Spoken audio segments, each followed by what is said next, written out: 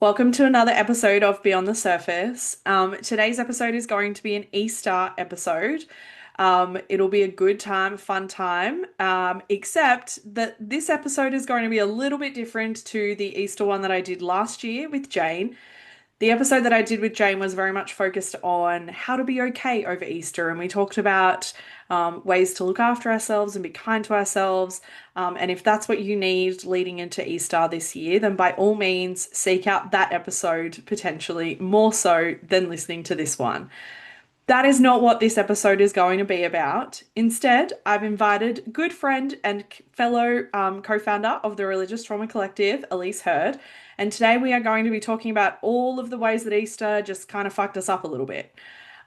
So this is going to be a very casual conversation, talking about all of just the very like loud and sometimes quiet ways that it got inside of us, started shaping us, and just altered the way that we saw ourselves a little bit. It is not a coping guide kind of episode.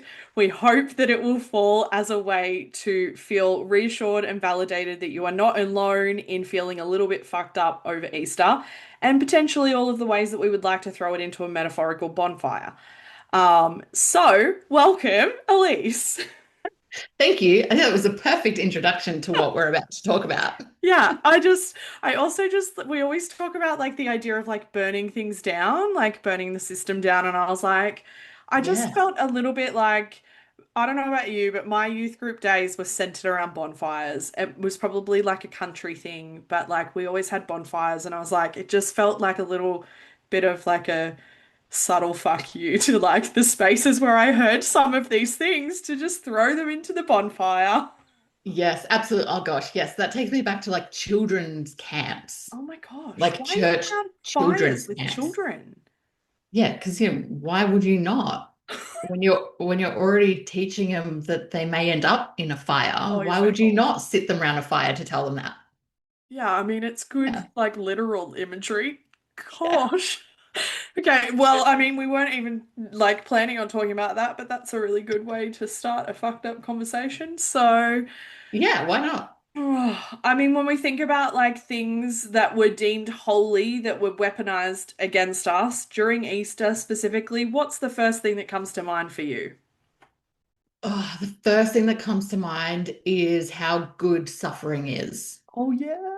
Yeah, that suffering is great and Yeah. it actually proves how holy you are. The more that you can suffer, the holier that you are. And around Easter, like we're going to talk about, it's all about the suffering.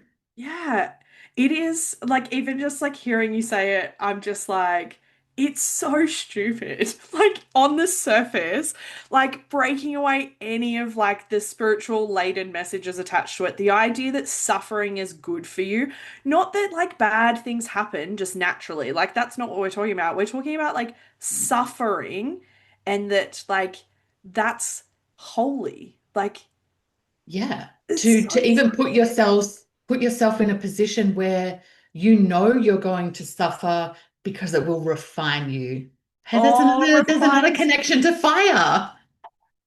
Did you ever sing the song Refiner's Fire?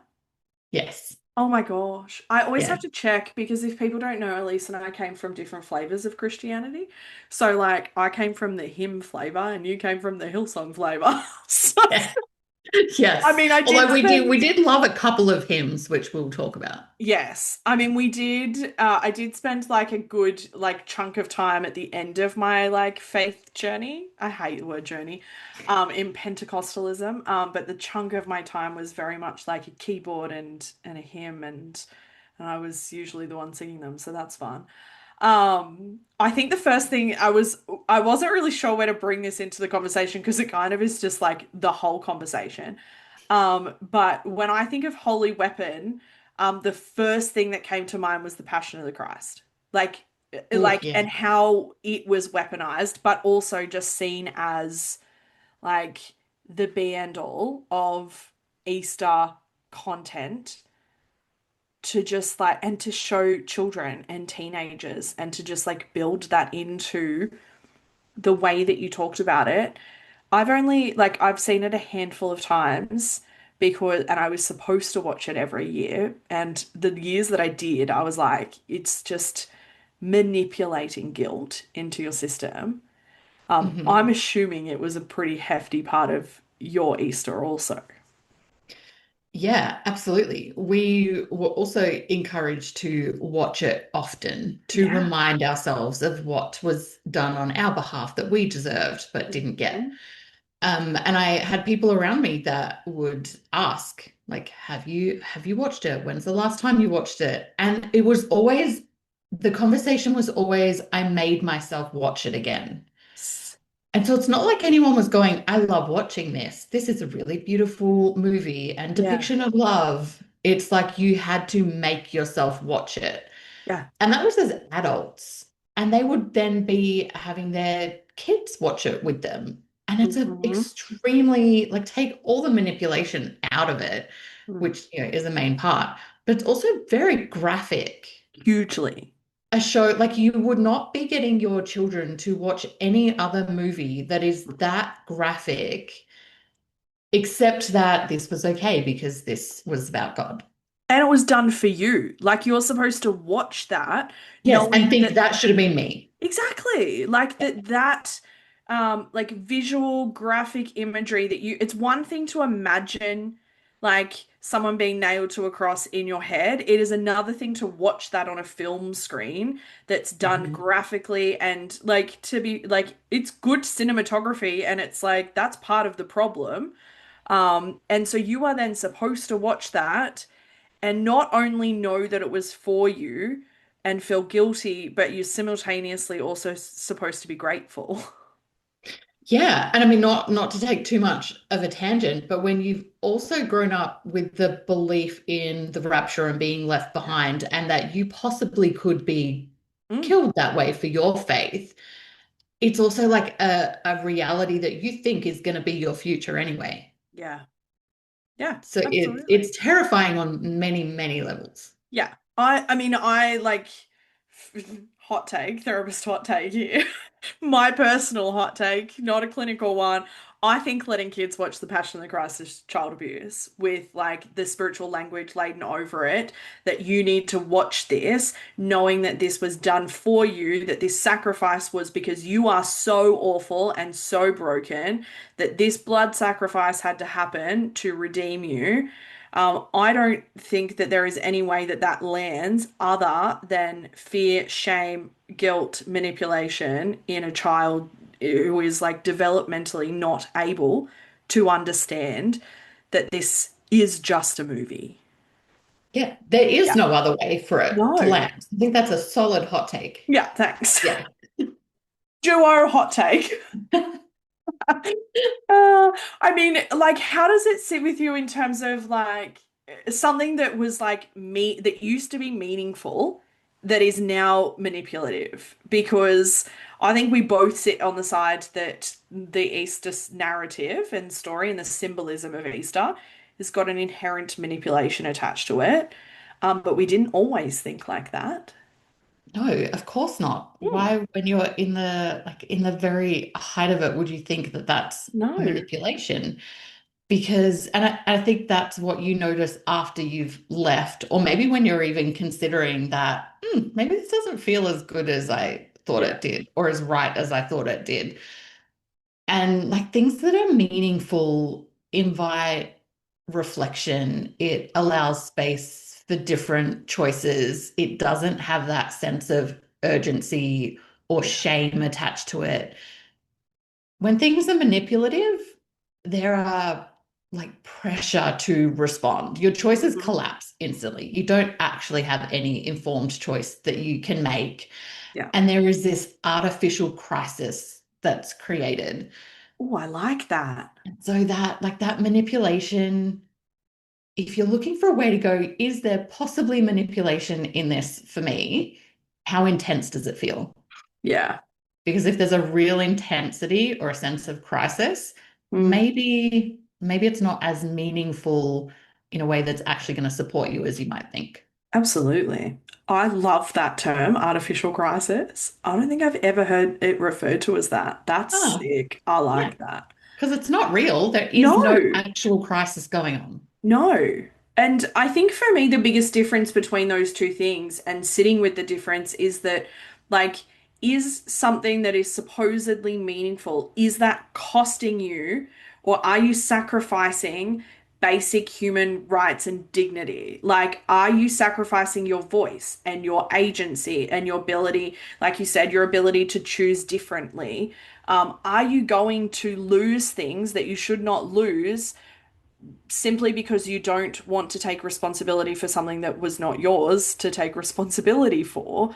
Um, I'm curious how you think about it. Like, how do you sit with the fact that, like, those times were meaningful for you, though? Like, because I look back and Easter was a shit storm for me because it was just the time where I would manufacture like emotion that I didn't like I would sometimes feel, but you just had to turn the volume up at Easter because it was the time. It's like the big moment of the year.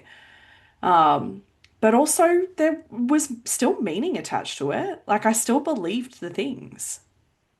Yeah, and you believed that that was like a really good reason to have Yeah. to turn up and bring all of the emotion and Hmm. bring like every single ounce of energy that you had left. Yeah. The church that I was at would usually have like a good 4 to 6 week lead up into Easter. Hmm. And so by the time I actually got to Easter, I was thinking about this question, going, what or how did it feel meaningful for me at the time? And I think I was just so exhausted by the time that we got to Easter because it was a huge production. Yeah. I don't remember feeling anything other than exhaustion. Yeah. I think it felt meaningful in the sense that I would be sitting in meetings and there would be a lot of emotion, a lot of like very, very somber uh, Mm. kind of productions going on. And so I think that that probably felt meaningful at the time, Yeah. but I connect that more to the performance that was going on now than it actually being meaningful in a personal sense that I would still hold on to now. Yeah. Yeah.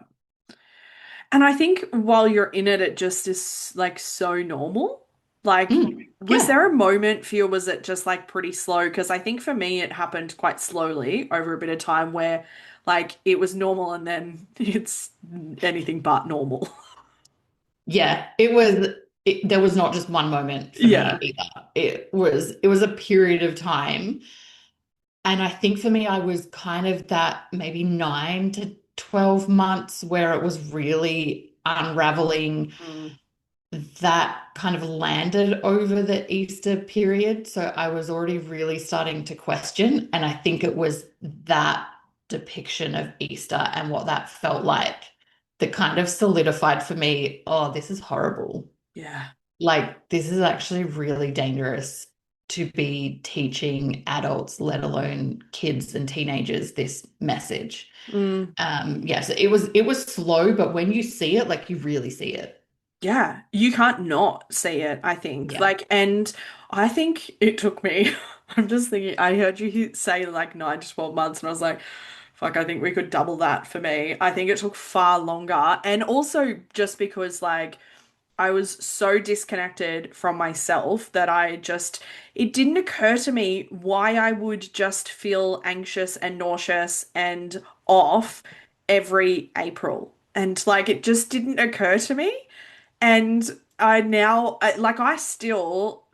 still don't love Easter. I like we as we sort of drive in and out of our town, there is like one of the churches that puts like a giant cross on the side of the road draped in like purple robes and all of that sort of thing. And I still like cringe for a moment when I see it. Mhm. Um, because, and to be fair, I think I always will, and that's okay. Like, I think not having a reaction to it is not is like not the goal for me. But yeah, it's Easter is complicated and messy, and I think it's one of the things that takes the longest to unravel. Yeah, and I had been questioning for a few years. Yeah. Okay, And that makes as me we feel better. know, Thanks. like Christmas, Christmas too, but Easter Yeah. really. Yeah. is like the center of this is what our whole faith and belief system Yeah. is based on.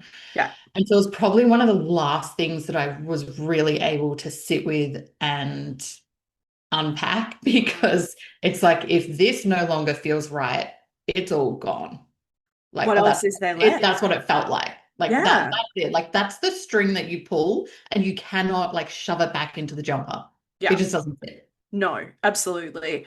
And I mean, there might be some people who haven't, like, props to you because I don't know how I would have done that and pulled on that because, like you said, it is like the core central theme of the good news that, like, is not super good at all, to be fair. But Mhm.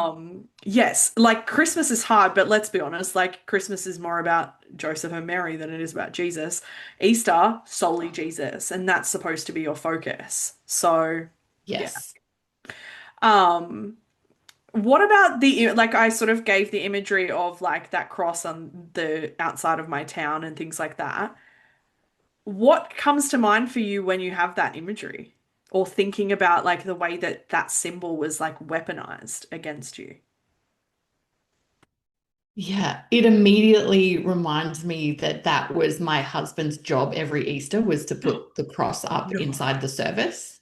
Oh, Um, what a so like that top he would tier always, job. yeah, he would always disappear like at some point either on the Thursday or very early on Good Friday morning to make sure that like the cross was like up on the stage where it needed to be because that was obviously the focus of Mm. Good Friday. Um, and so it reminds me that like the pain was what we Yeah. were meant to be focusing on Yeah. and torture Mm. at like really big, heavy themes that we then also had to feel super grateful for. Yeah. And Yeah. so it was this weird kind of mix of I'm meant to feel sad, but I'm also meant to feel really grateful. And for me, like that image of a cross brings all of that Mm. back to mind. Like just in a word, confusion, like really, really confused Yeah. about how I was meant to be feeling, what I should be feeling, and then what I actually was feeling. Yeah. And then you add that I wasn't very connected to my emotions at all. So Mm. it was usually just looking around trying to figure out how are other people responding because I need to try and respond the same way. Yeah. Try being the worship leader that's everybody else is looking to. Yeah, no, Like, well, for some of the Easters, ooh. I was on the platform Yeah. doing the communion or, Oh, yeah. needing to be part of that team. I'm very glad that was the one team I was never on was the worship team. Mainly because I don't have a musical in my body. Oh my goodness. I mean, it's just so like you sort of saying like you're looking at everybody else to sort of go like how am I supposed to feel? And I know that like particularly like the young people that I was leading at the time, I know that they were probably doing the same thing to me and the rest of the people leading worship. Like that they're Yeah, looking to us going like what are we supposed to yeah. be feeling here? And I was in a space where like the worship was not supposed to be like super emotive in terms of like showiness. And so Right. you had to straddle this line of I'm supposed to show guilt and gratitude at the same time, and yet I'm also not supposed to show emotion at all. It's just the weirdest thing. Oh, Yeah. yeah, see, I would normally be able to sit on the front row and watch the worship leader and know, okay, this is a Mm, song about gratitude. Right now, I'm yes. meant to be like smiling and feeling like Hmm. this is all amazing. And then the next song is about like grief and suffering, and now I'm meant to Yeah. be really sad, and there Yeah. should be Sobbing my face tears. off. Yeah, yeah. So Yeah. I would look to like what was happening on the platform Yeah. and how would they, like, what kind of emotions were they bringing out and go, okay, that's how I should be feeling. Yeah. You Yeah. would have So had if you no, couldn't do that, yeah, that's hard. you would have had no fucking idea looking at me. Because I'm simultaneously trying to feel and not feel at the same time. It's so strange. And because, Yeah. yeah, it's just the most bizarre scenario. And I think like the symbolism of the cross comes back to that first thing that you sort of said of like that suffering is holy and like necessary. And when you look at what Jesus did and what he endured for you, then like what right do I have to complain, to feel, to be sad, to like have Yeah. anything other than like absolute you like gratitude at this sacrifice? I don't get anything else then because Yeah, it pales in comparison. exactly. I'm assuming that that's the language that was used in your space as well, that like this was a sacrifice, be grateful for said sacrifice, and also like Yeah, don't complain. Like you just minimize your own shit. absolutely. It was gratitude without boundaries. Yeah. It was like you be grateful or else now you're being selfish. Yeah.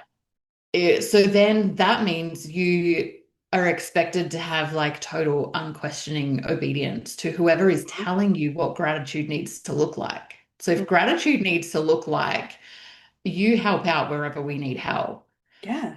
you you show the emotion that we need you to show for other people to feel like to feel like the Holy Spirit is moving in this service Yeah. because you're a leader and you're up the front and you need to lead by example. And then there's your just the small thing like endless forgiveness. Like you need to forgive everyone because he forgave you to the Mm. extent that he then died on your behalf. So then you, again, you don't feel like you have a choice to choose if you want to serve or volunteer. You need to just stay quiet if things don't feel right because that's a problem with you and you clearly Mm. don't have enough gratitude. Yeah.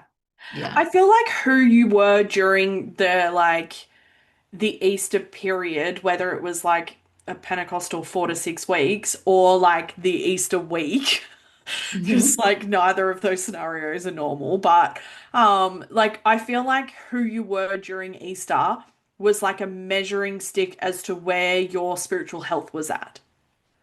Yes, absolutely. Because again, Yeah. this was the core of your faith. And if you Yeah. weren't responding in the right way, there was something wrong with you as a Christian. Yeah.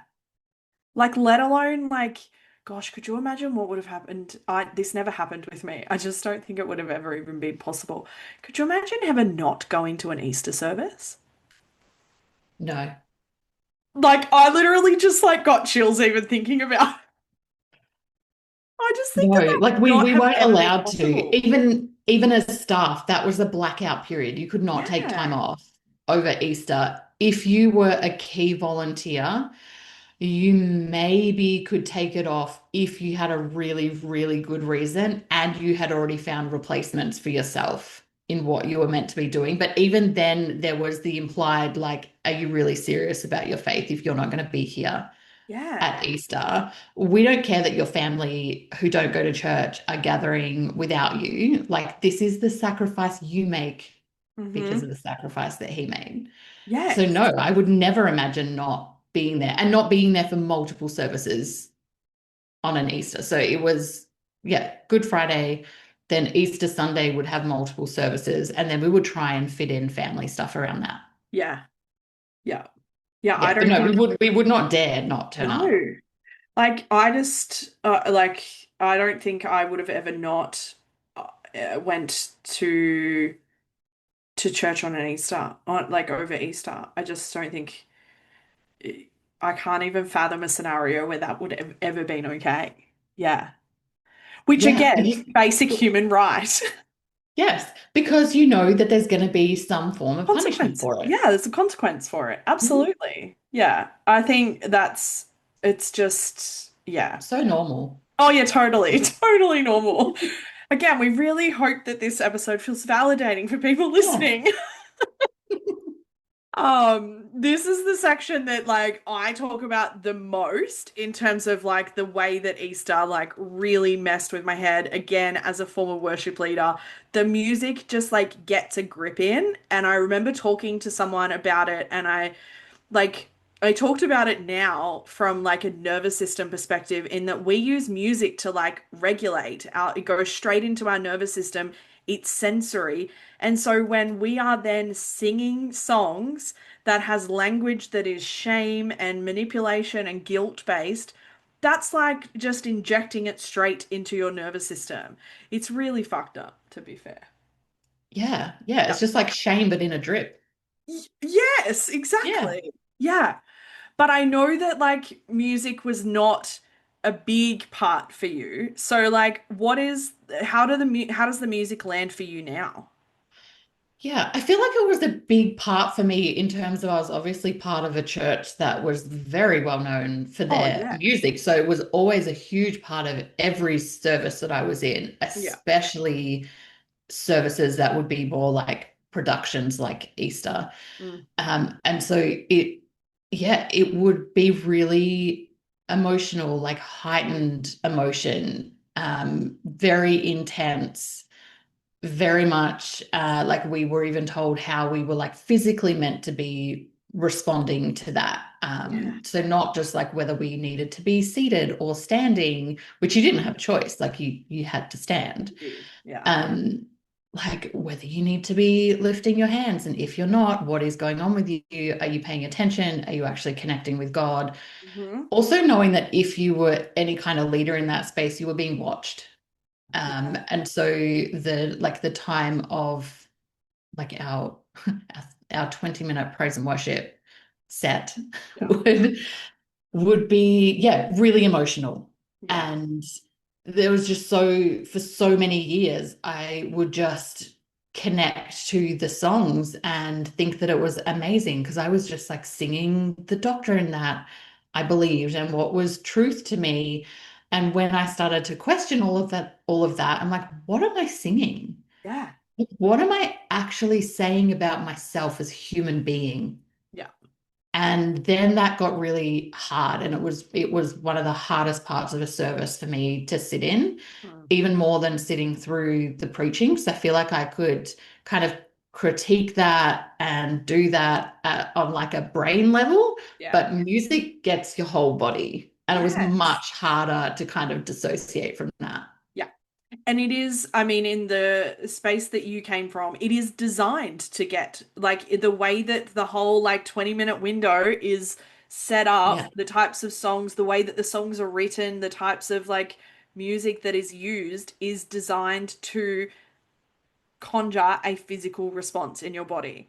Yeah. Um, And then you add that we were all in blacked out rooms with yes, lights. And if it was smoke a machine. really good Sunday, we would have like the fog machine. Yeah. And that's when God really shows up. Yeah, it's the Holy Spirit. And I'm so it gonna was the get it right. whole environment. And then you add the music to it, Yeah. and it's a whole thing. Absolutely. I mean, I feel like I've got to admit, I fucking loved those 20-minute praise and worship sessions.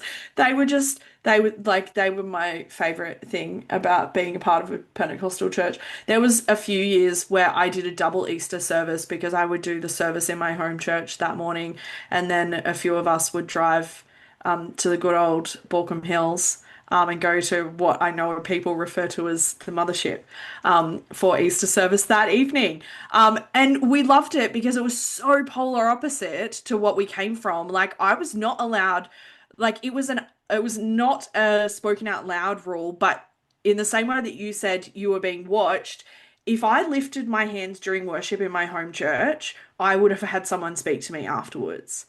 Why are you drawing attention to you? Like this is not about you. And Okay. So we so were being watched for opposite reasons. yes, Yeah. yes. And so I loved going into those spaces because in those spaces it felt like I had less rules than I had in my own church. Yeah. Which the irony of that is now not lost on me. But what like just to, reminisce for a little bit, like what music comes to mind? Because I know that I've got like multiple written down here. Yes, you do have a few, and I'll Yeah. probably let you talk about the first one that I had written down, which was "Oh, praise the name," Oh yeah. and that was like done relentlessly. But one that we would do, which might surprise some people, if you know where I came from, was we would often go to the good old hymn of Nothing But the Blood, Mm-hmm. especially on Good Friday. Yeah. And so that one, like, I feel like if we're talking about what felt meaningful, Mm. I felt like that when we kind of slowed things down and I felt like it wasn't so much of a production, except now I'm like, actually, I was very strategic to also use hymns Yeah. and to slow everything down. That for me would always bring up the biggest kind of emotions Mm. because so much of the language in that song is about, what I'd already been taught, that I was sinful and was dirty and needed to be cleansed. And the only thing that can do that is blood. And that felt so normal for me when you grow up with the Bible and stories like Abraham and Isaac and God demanding a sacrifice. And so that, yeah, like the language in that is very, very problematic. But it was essentially saying that you're broken and the only thing that can make you whole again is the blood Of and his course. sacrifice. Yeah.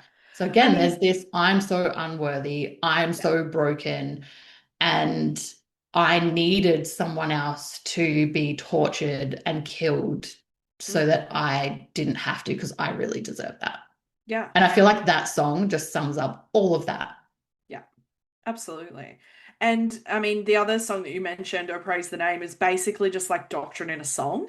Like, I Yeah. know we will talk about like the whiplash that happens over that weekend, and that song is whiplash in doctrine form. Like, you start at the beginning and you end with the resurrection, and like, it is just, you are supposed to feel like a wave of emotions, like you are on a roller Hmm. coaster of emotion in one single song. And I remember saying to you beforehand that I fought for a good 12 months to get this song into my church because like I loved the shit out of it. And I mean, to be fair, like the problem is that, especially with like Hillsong music, is that you strip away the really problematic fucking lyrics and they're banger tunes because they're supposed to Yeah. be. Um, They like will get that's how they're stuck in just your head. exactly. Yeah. Yeah. I mean, I don't even want to try, but I reckon I could probably like sing it in my head still. I'm not going to try because it will You get don't stuck in you my don't head. want to sing it out loud? No, not No. at all. No, my worship days are far past me, thankfully. We'll probably have to give another content warning for Oh that my if we're gosh. going to Yeah, sing no. those songs. If anybody is going to sing in an episode, I'm pulling Aaron Kelly in. So he will rip out a tune at left, right, and Amazing. center. But I mean, I think the biggest songs that came to mind for me when I was prepping for this were the ones that had either the strongest language or they had the repetitive verses that you would sing over and over and over again for like sometimes a good 5 minutes because repetitive, spontaneous worship is where it's at, right? Like that's when you are supposed to Mm. be able to connect with the Holy Spirit. And I think one of the ones that does that so well is Chris Tomlin's At the Cross, which is like the bridge of that is like, now my debt is paid, it's paid in full. And it like comes back to that idea that like you are supposed to now take responsibility for a debt that was paid, even though it's not your responsibility at all. And so like that has a very big, we didn't do that a lot at my church. That would have been the one that I would have heard in other Pentecostal churches. Yeah. Um, but the ones that we did more so a lot of hymns, but the two that we would have done the most, which this is not inherently an Easter song, this one that I'm about to talk about, but there is a line in there that it was in Easter because of this line. And it was Here I Am to Worship. And there is a line in that song that says, I'll never know how much it cost to see my sins upon that cross. And it like, it just brings, like, how are you not supposed to sing those words and feel inherently fucking shit? Like, Yeah. how? Yes. Oh. Like right now I have like my I saw stomach your is reaction and I so was like, heavy. oh, I'm fuck. like, oh, Yeah. yeah. Like Yeah. nauseated. Oh, yeah. And so like, and I was typing these lyrics out when I because like, and Of somehow, course you were. yeah, I typed the lyrics out, and also somehow I didn't need to look them up for these two, but and like good old hymns around like the old rugged cross, but in particular, like when I survey the wondrous cross, which was, and this I think was encapsulated what Easter was supposed to be about beyond the Easter weekend, which was the line in it that says, "Love so amazing, so divine, demands my soul, my life, my all." And like, it was like, what is Easter beyond this weekend? Everything. Like, you don't get to forget what Easter means Mhm. once Easter Sunday is gone. You now have to hold that in you every single day until next year at Easter. Yeah. Yeah. It's like choosing again every Easter that now for the next 12 months, I am not my own. I am gonna sacrifice whatever I need to. Like I'm not worthy to make any decisions myself. Yeah, yeah. You completely lose your whole sense of humanity in there. Yeah. There's an And we Easter. also know that like you were saying that the songs where you had to just repeat the same line Mm, over and over, like we know now that that is an indoctrination technique yes. to be repeating the same things over and over. And then you add that to music that Yeah. connects your emotions to it. Yep. That sticks. Like I'm not looking forward to the next few days. So I'm gonna have so many of these songs stuck in my Yeah, head. sorry. That's fine. You will too. Yeah, I will. That's the problem. And I'm such a music person, so I can't, Yeah. like, it just takes forever. And usually my stock standard approach of like getting a song out of my head is listening to it. That will not be happening. Oh, please don't do that. No. Ironically, the one song that always got me at Easter is actually a song that most, like a good portion of people don't even know when I mention it. I've mentioned it a few times, and it's a song called Why by Nicole Nordeman. Do you know it? Yeah. I might if I See? listen to it, but maybe tell me some This of the is lyrics. I'm not going to ask you wild. to sing it. No, I'm not going to sing it. But essentially, like, this song is like a story of like this little girl, like at the time of Jesus being killed, was went out looking for his, like, her father, and event, like, each verse is kind of like from the daughter's perspective to her father, and then from, oh, I love when I forget shit. From Jesus's perspective to God, and then from God's perspective to Jesus. It's like but like it's very manipulative.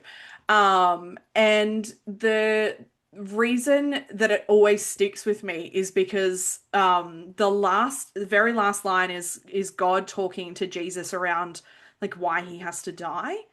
And this little girl is now standing next to her father watching him get nailed to the cross, and he says to Jesus, like, look down below, see that child there, she is why you must die. Like, that's the last line. Like, it's awful, and I Yeah. laugh because I don't have Mhm. anything else to do with that. Yes. Yeah, I'm even remembering like messages that I would Oh, give around the fact that, God knew that he was going to have to sacrifice his child. And yes. we generally feel uncomfortable talking about child sacrifice, except when it comes to God. Yeah. Um, and we bring in this just huge emotional and psychological manipulation to blame people for something that was one, either not their fault or didn't happen. Yeah. Yeah. Pretty much. Yeah. Yeah, like wherever you land in that Yeah. space, either way you're being blamed and it's your fault. Yeah. And you didn't even choose to exist. He Yeah. chose to put you here. Yeah. But let's not get that's a whole other thing. No, and like when we say that like it like lands as blame, we're saying like in your nervous system, like it lands in your nervous system as blame, as shame, as guilt. Like it is, there is no other way that our nervous system can process that. It is automatically just going to make you feel shit about yourself. Like my prayers during Easter in particular, because again, conjuring and manufacturing guilt, was like, please remind me that I was the reason this had to happen. Like, Hmm. because that was, I mean, there is nothing like emotional manipulation to keep someone in line. Yeah, absolutely. That and to then keep yourself in line. Yeah. To go, well, I like one of my repeated prayers was show me what I've done wrong that I'm not aware of yet. Yeah. Like that idea of hidden sin, which is why I kept a sin journal for so long, just in case something popped up. Yeah. And I needed to record that so that I could repent. And and I think Easter really brings that time of like intense call to repentance Yes. for anything that you might have done. Even if you're not feeling guilty enough about what happened, you need to repent of that too, because clearly you don't understand Yeah. the magnitude of what has happened. So like you said, it lands in our nervous system as guilt and shame, and then we're told that that is good. Yes. That's how it Absolutely. should be landing if you're Yeah. taking this seriously. Yeah. I mean, Easter was like a time of self-examination, essentially. Like you were supposed Yeah. to explore, like that was like other than to be like thankful and grateful for the sacrifice and the resurrection and all of that, it's just a time of self-examination. Like if you come from like I did a few years in Catholic school, like Lent, like it is supposed to be Yeah. like self-examination, self-repentance, like it's your spiritual growth season of the year, essentially. Like it should be that time where you are almost hyper vigilant about fucking everything that you do because you Mhm. should be. Yeah. And we were always encouraged to fast for Lent. Yeah, And so you then come into a time in our space of like intense work and things that you were meant to be doing to get ready for Easter. yeah, And you're meant to be giving stuff up as well and not really looking after yourself. yeah. But but again, that's all called like good and right and faithful. Hmm. Yeah. Again, human rights and needs and dignity. Like just Yeah, like straight out the door. basic humanity. I mean, I think the other downside, I mean, there's lots of downsides, but the other main downside that I think of when it comes to like that self-examination throughout Easter is that, like you said, if you can't find anything, something is wrong with you. Like you're not going deep enough. You're trying to like skirt by. You're like, and also God sees everything. So like, what's the point of the self-examination? But I feel like I might be derailing the conversation by going into that. Anyway, but it just teaches you to override all of your instincts, right? Like you don't get to trust yourself in that moment because there's so much internal monitoring. Like, how are you ever going to be like clean enough? Yeah. Even if you come into an Easter service and you feel good about yourself, Who did maybe. that? Maybe you rock up and you're like, okay, I've repented enough through Lent. I feel like I'm okay right now. And then immediately you're like, well, I need to repent for that because Yes. I'm fundamentally broken and now I'm prideful because I think I've got it all together. Yeah. So you find something to repent, or if you're in more of a Pentecostal charismatic space, you ask someone else to pray for you and show you what you're missing. Oh, yeah. So then they get to tell you what they think you could be growing in, or where Yeah. your blind spots are, or what they think God is saying that you're missing. Yeah. Nothing like intercessory prayer as a way of power and controlling Yeah, someone.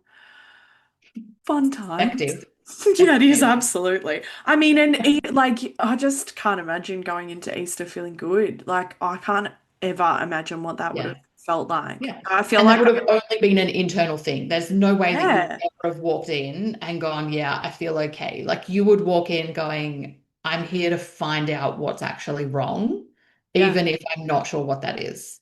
yes. Or you then start like being like repenting for being like too prideful or like something like that. You turn the good like the good feeling into a bad feeling very quickly because again, it's just not allowed.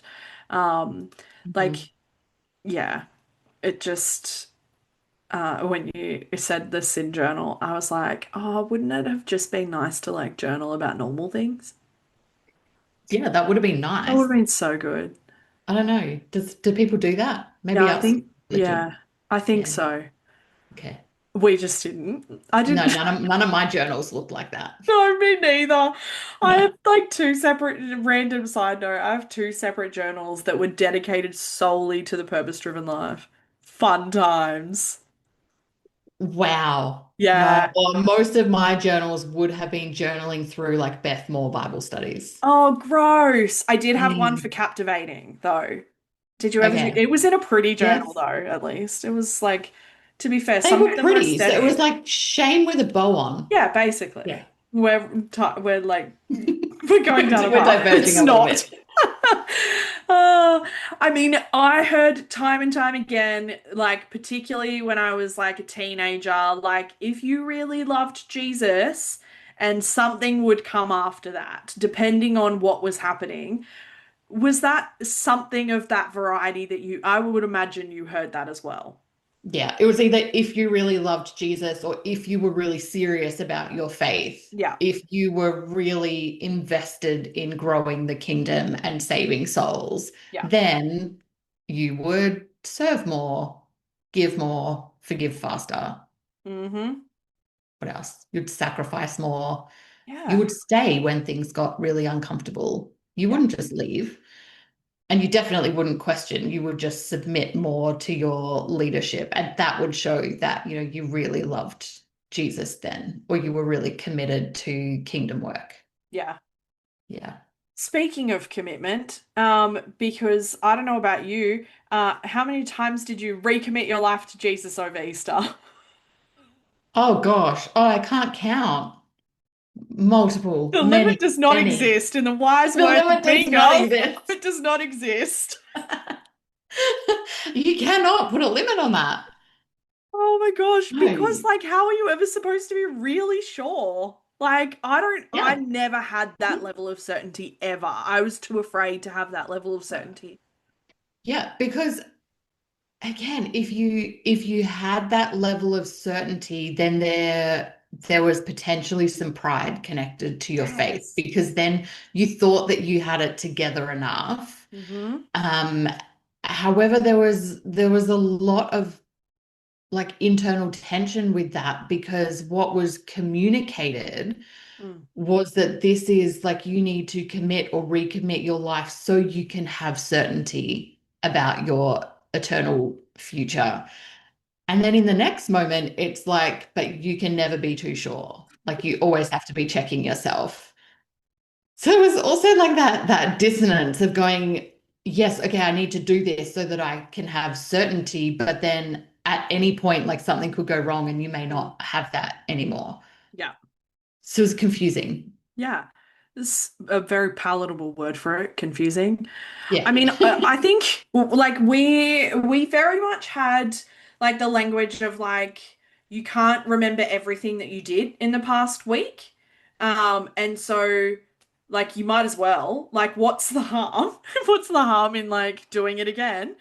And also, it was framed as an act of submission to God, essentially, by Mhm. rededicating your life on an ongoing basis, showed ongoing commitment to Him and to the cause and to the kingdom and all of that sort of thing.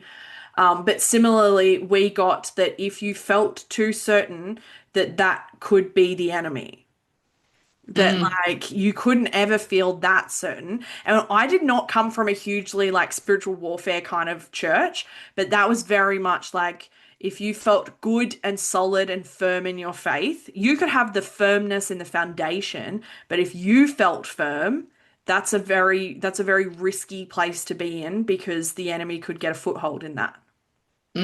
Yes. He likes to get a foothold, doesn't I he? know, it's such a weird fucking statement. I don't know In why. everything.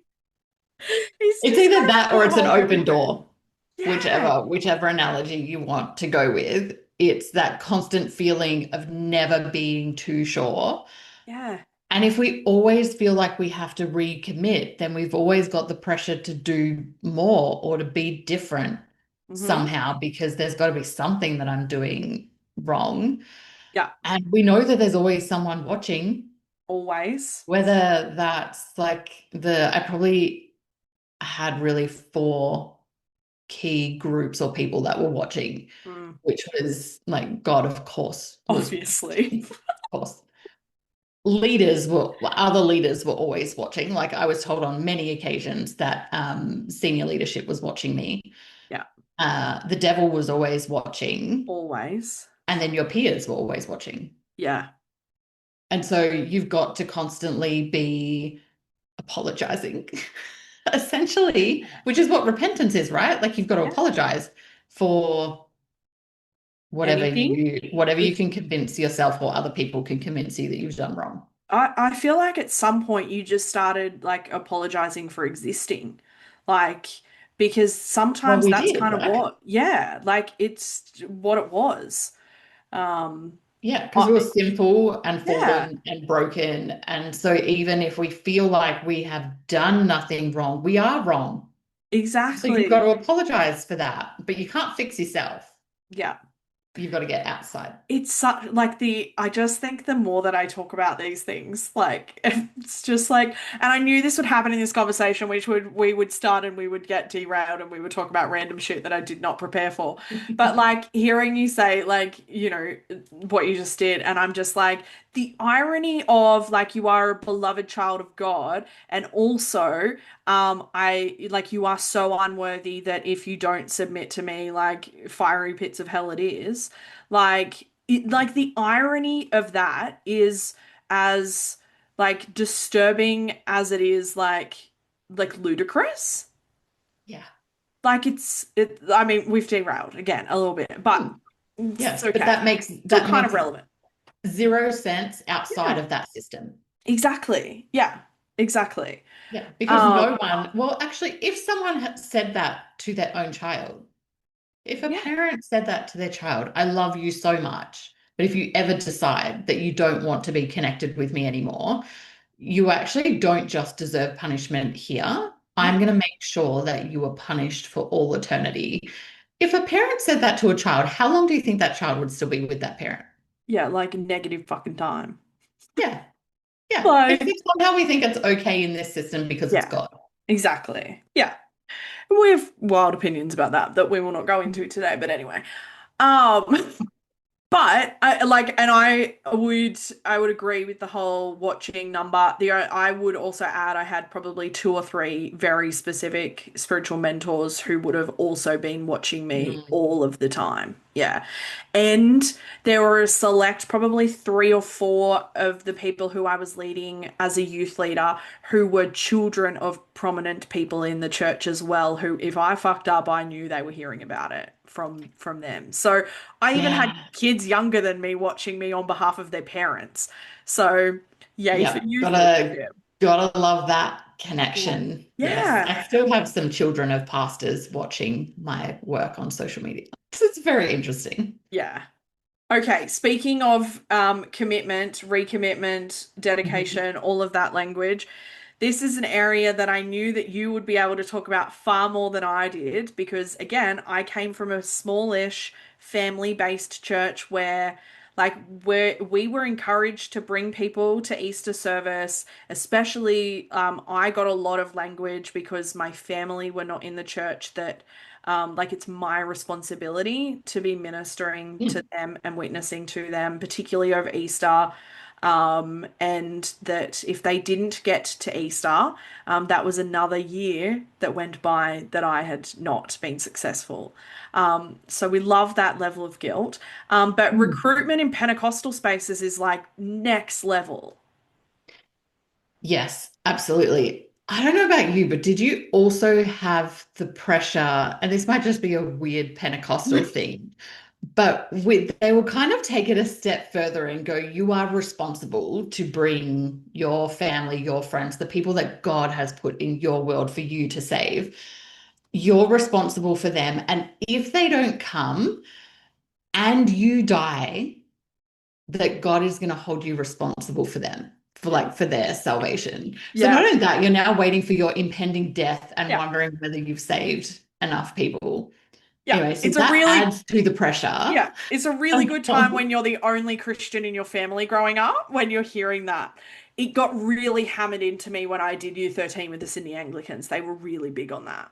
Yeah. Yeah, of course, Yeah. because how else do you grow a church? Yeah, Anyway, exactly. okay, recruitment, which is part of Yeah. recruitment, right? Yeah. Easter was like the time. Mm. This is when you need to be bringing people.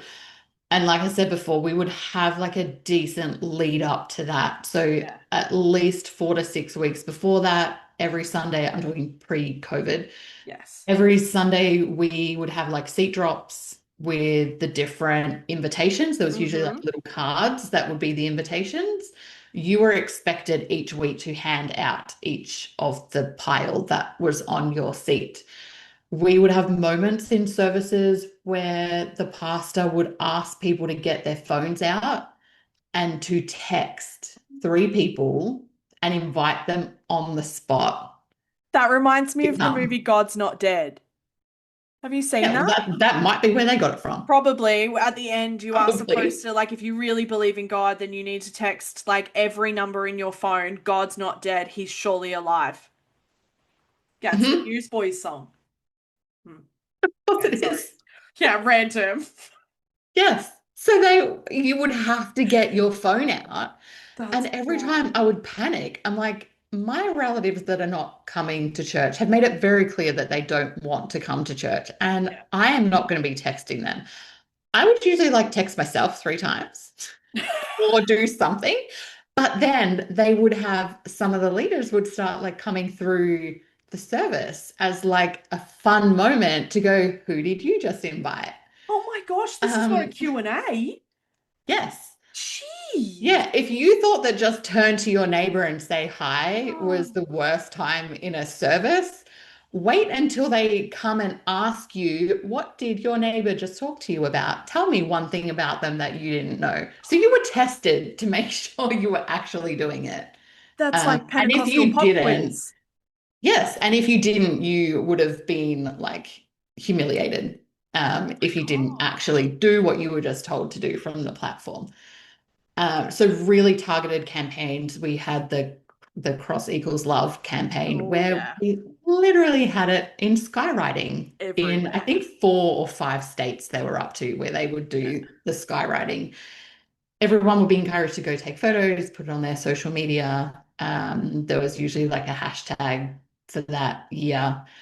But it was more the how personal they made it and how much it was then put on you that if you walked into a Sunday Easter service or a Good Friday Easter service and you did not have other people coming with you, you knew that you were being judged for that. That either Yeah. you like didn't do well enough, or you would have to make up some kind of excuse as to why you weren't able to get more people there. And then they I have to be careful how much I say. And this would then get kind of played out on a staff level of Mm. numbers, attendance. Yeah. Spiritual It would be KPIs. like campus against campus, who's Yeah. doing better, and then who's not, and they would also be like humiliated and told that they weren't doing enough to get to grow. It was always to grow the kingdom, to grow the Yeah. church. Like that's why we're doing it, not just Yeah. because we actually want more people coming in Yeah. And also that to are grow the gonna fucking money. that are gonna tithe so that we can do Yeah. more buildings and more churches. Yeah. And yes, it was very targeted. It was a huge production. The senior pastor would usually like pre-record his message from a special location. So even the message on Easter Sunday or Good Friday was like a big thing. Mm. Um, there would be a lot around like just different things they were gonna do to make it more appealable. Appealable? Is that a word? Healing. Appealing. Thank you. More appealing for families to come. So they would have things like a petting zoo or like, hot cross buns Yeah. or Because different petting zoo's things. normal. Yeah, like why would you not have a Oh. petting zoo? Because if you can get the kids to come, you can get their Yes. parents to come. Yeah. Which was not just a subtle thing, like that was said, like Mm. make sure your children are also inviting their school friends because if they come, their parents are going to have to come with them. So it's very strategic campaigns, strategic productions on the actual day, and then like big emotional appeals for people to give their life to Jesus. Yeah. Um, to take a Bible to get people's details so that they could then be followed up. Um, yeah, it was a huge thing, which is why I say by the time I got to Easter, I was exhausted. Yeah, I mean, I don't blame you. I think a lot of people don't actually realize like just how strategic it is. Like, I mean, even like Yeah, the Pentecostal pop quiz is even new to me. But like I knew all about like essentially the equivalent of like spiritual KPIs and things like that in Pentecostal spaces. But I think a lot of people don't necessarily see like they see the big, shiny, emotionally charged production and I mean to be fair, like they're pretty fucking good productions. I mean and like they I'll give are. I'll give Yeah. them the credit. Like they put on a good show. Meaning behind the show pretty shitty, but the show itself great. Top notch. Yeah, top, yeah.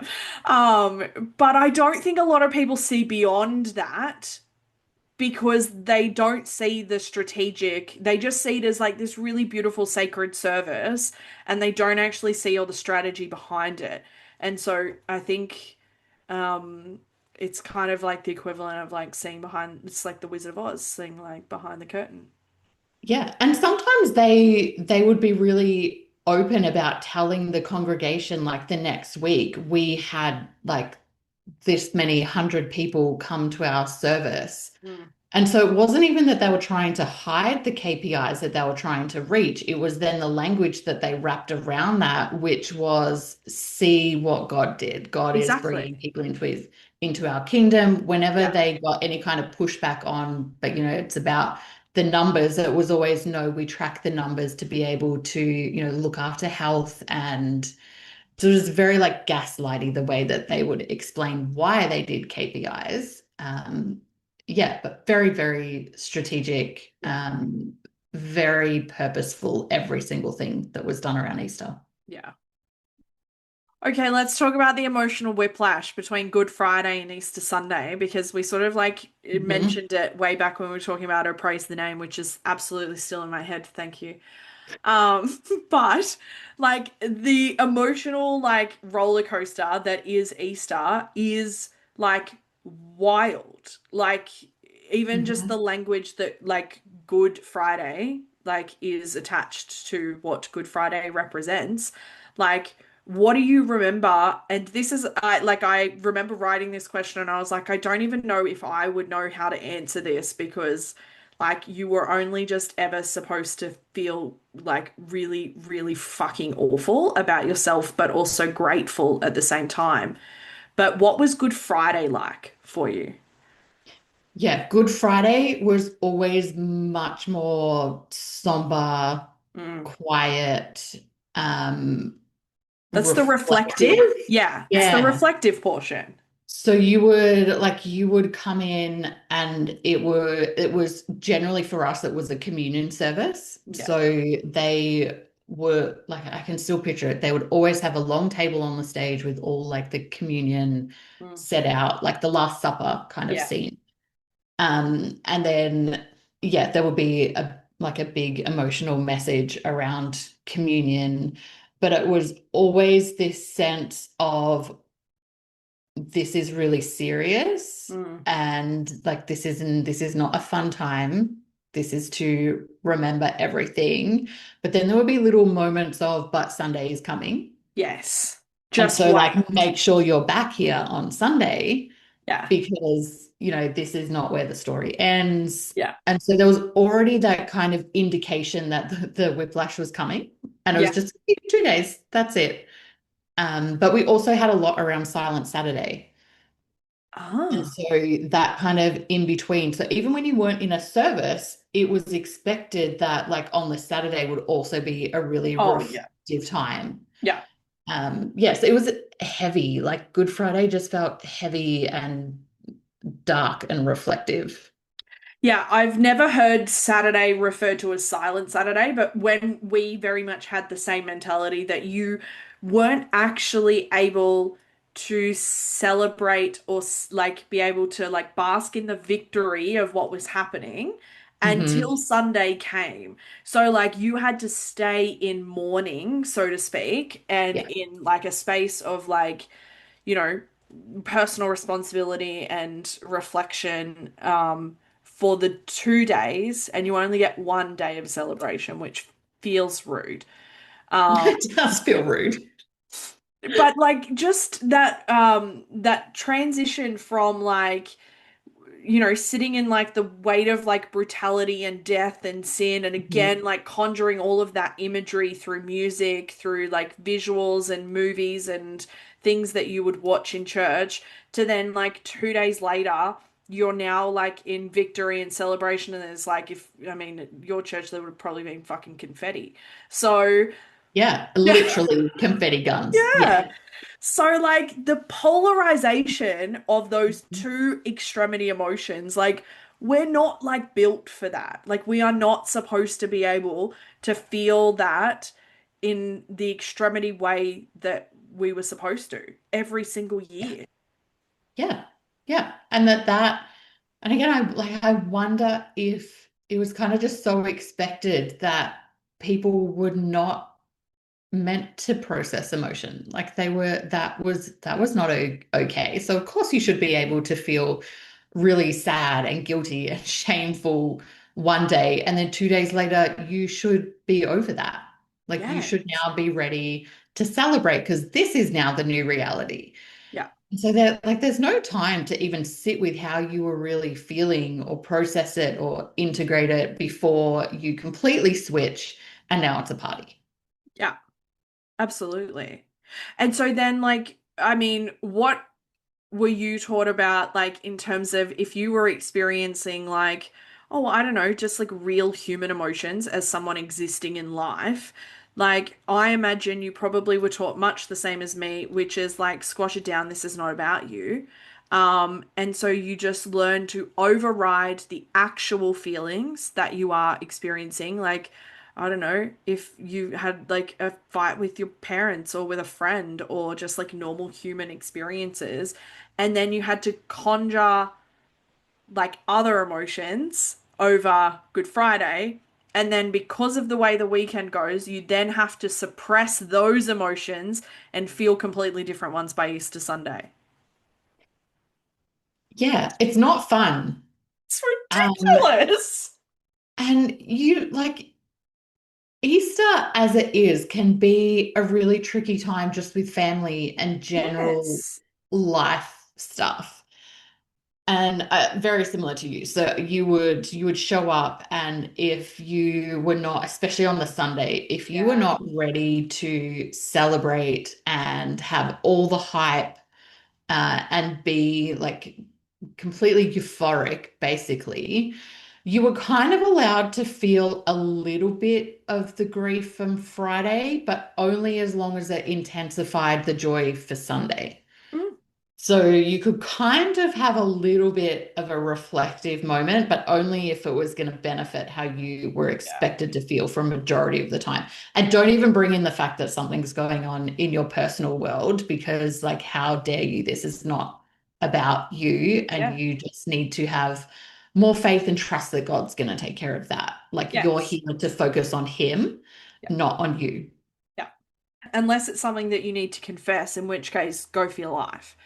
Oh, yeah, then you can. Yes, Yes, then because you then can you bring need it to in. repent in case you get hit by a bus when you leave the Yeah, service. Yeah. exactly. Yeah. I didn't actually like fair warning, this is not in what I sent you, but it just made me think because like when you would walk in on Easter Sunday, like the stock standard response was like either oh happy day or like God is good, essentially. Like that was, and if you didn't have the right response, and if you don't know what the right response to that is, then we had very different upbringings. Because Yeah. all That the was, time. yes, All the exactly. time, God is good.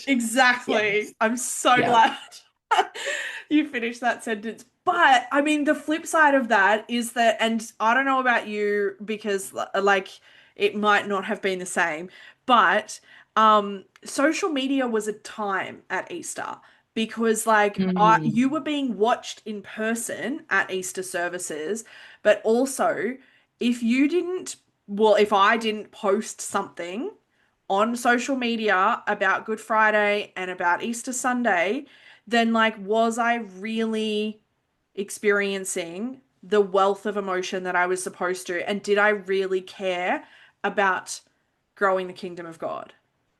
Because Yeah, like because if you social really media, cared, yeah, it would be on your social media yeah, again, so that you could influence other people to hmm, be able to see that and potentially come to a service. Or yeah, like it was another part of the recruitment was if this is not your center of focus for every part of your life, yeah, again, like let's repent yeah. because something's gone wrong. Social media ministry. Yeah. And I mean that like that also was part of the surveillance was Yeah, watching how are you speaking on social media? How are you talking about events that are coming up? Are you talking about them enough? yeah. Um, I yeah. remember I posted a like it was just a photo that I took on Easter Sunday morning before I went to church. And it wasn't even in the I wasn't in the outfit I was wearing to church because I knew that I wouldn't be able to wear said outfit to church. It had shoestring straps. Um, Oh, yeah, that's a yeah, no-no. no, not at all. But I took the photo because like it was a warm day and I was at home and it was beforehand. And I actually think I took the photo on the Saturday, but I posted it on the Sunday. And I remember I wrote this beautiful reflective caption that went with this post. And I still had someone say that I needed to change the photo with the post because it was a confusing representation of of like ministering to people because I was wearing something that was not modest and yet I was talking about the good news of the Lord. And I and I was like, Oh, really? Also, I just looked really good in that photo, so I was really mad. yes. Why would you want to take that down? I didn't. I didn't take How it did down. you, how do you find Easter now with Facebook memories? Oh, for probably a few years, I was really like specific at looking at my Facebook memories in general, because my social media ministry didn't like was not solely focused on Easter. It was an all year round job for me. Oh, yeah, of course it should be. Yes, Good, absolutely. faithful Christian. Yeah. Fight the good fight. But for a good few years, I would look at it and it would be either cringeworthy or like it would be like disturbing or something like Mhm. that. And now I don't look at it as much. Sometimes if I feel like if I need a giggle, because some of the things that I said were just like disgustingly cringe. I don't usually look at it at Easter. And I don't usually look at it in the 12 days before Christmas because I used to post the biblical 12-day Advent that I would do every year. And so they're the two times that I very strategically don't look at my Facebook memories because it's not a fun time. Yeah. Um, When and we're already feeling like yeah, remembering that in our body, yeah, we don't always need additional reminders of what no. that felt like. No, not at all. And I think it's sometimes I find that hard because it reminds me of there were parts of Easter that were lovely. Like it was the Mhm. time of the year where other than Christmas, but probably more so actually because everybody kind of just does their own family stuff at Christmas. But at Easter, it's like big community. We would have Easter lunch together and like there would be all sorts of community stuff happening that weekend and you felt that real sense of belonging the most at Easter, I felt. And so I see those Facebook memories and I will see like photo memories of like leading worship and things like that as well. And it's hard because of like the stuff that it's connotated with and that it's matched with. But also because like some of it was actually really nice. And Yeah. that's the hardest part, I think. Yeah, because we don't always get to keep the nice parts No. when it's so intertwined. Yeah, Yeah. absolutely. Um, I when I wrote this question for you, I was like, oh, I have an answer for this, but I don't know what Elisa's answer is going to be for this.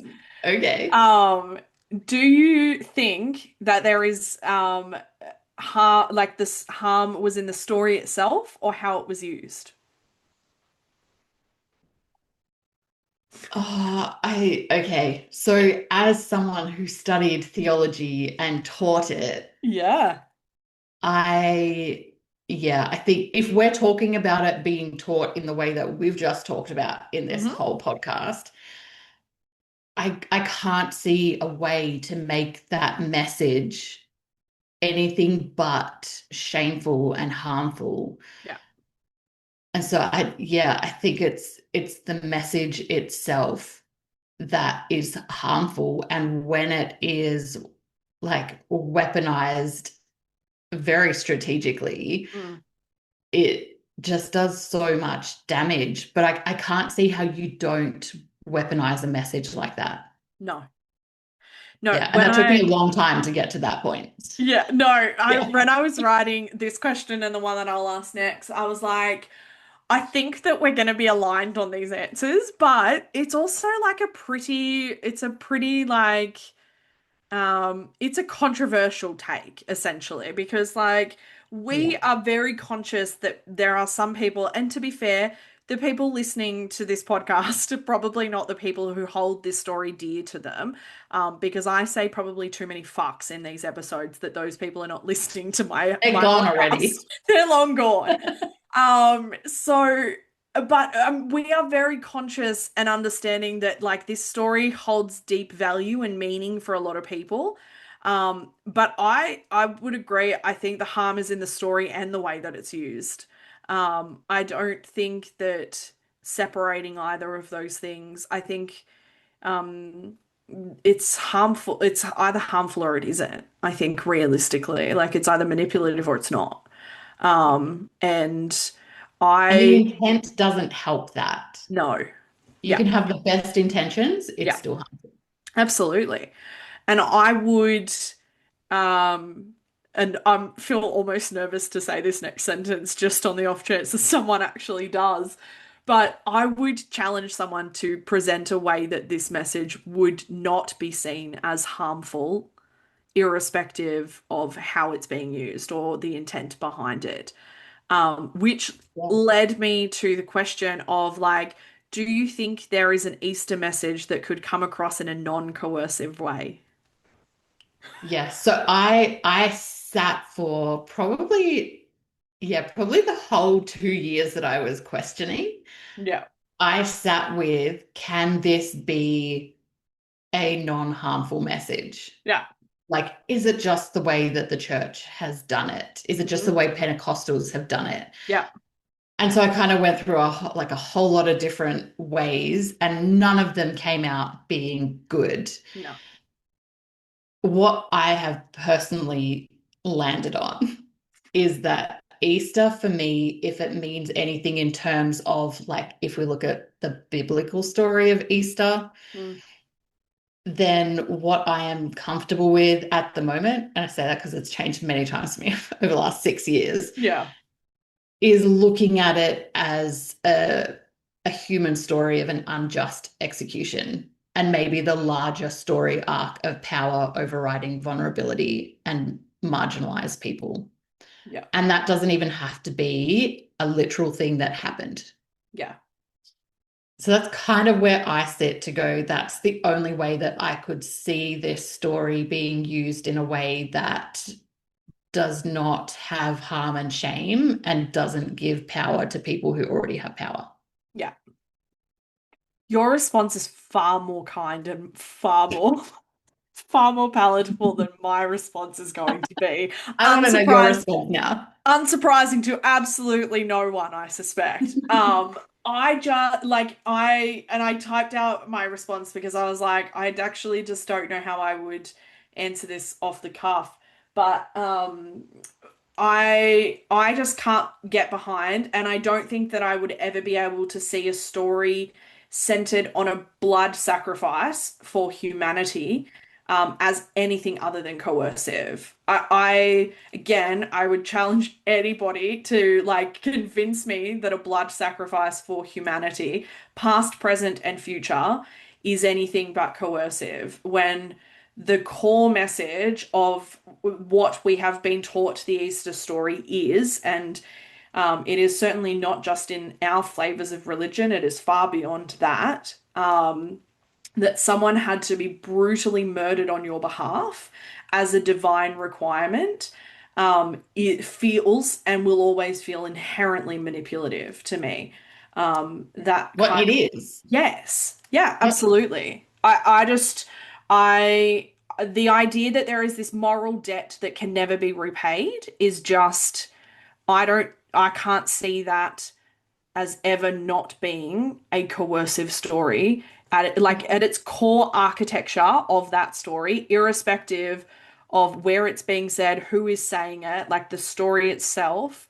Um, I don't see that as anything but coercive, and I don't think that I could find a way that it wouldn't be. I love that you sort of like stripped it back completely and found something. So I love that. And I think what I did Oh, is I took any kind of theology out of it yeah, because any kind of substitute theology where this had to happen for this to happen is going to be coercive. yeah, There's no doubt. So for me, if I and like this is me imagining that I pick up the Bible having no preconceived indoctrination or ideas about what it is, of going, oh, that really sucked that they executed someone who was innocent. yeah, And all of the other stuff around it, that is the coercive parts, right? Of going, this is why this happened, instead of like this guy created a scene and people were saying he was going to get power, so he was killed. yeah, But when we add the theology that goes, and this is why, yes, and this is what it means for you, and now you're a piece of shit because this had to happen, you cannot make, like, I would be with you. Let yeah. if someone can tell us how that is not coercive or harmful, like I'm up for the fight. Fuck, I I haven't feel done like a we might have theology argument in a long time. I feel like we might have set ourselves up, but again, I don't think those people are listening to this episode. So, but by all means, we'll hit us up. We'll take it on. And also, and this is probably just like an extension of that, which is that I'm also a little bit done with just like